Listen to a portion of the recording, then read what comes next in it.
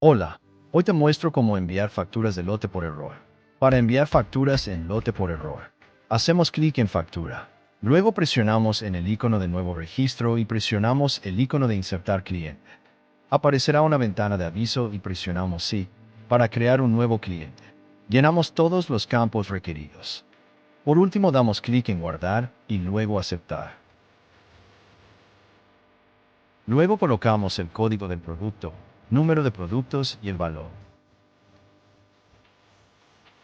Seguido escogemos el método de pago y seleccionamos guardar. Después nos vamos a principal, comprobantes electrónicos, y seleccionamos envío de comprobantes electrónicos con errores. Se nos abrirá una ventana, colocamos el rango de fechas y presionamos ejecutar. Procedemos a cliquear en el icono del SRI. Esperamos a que cargue y ponemos aceptar.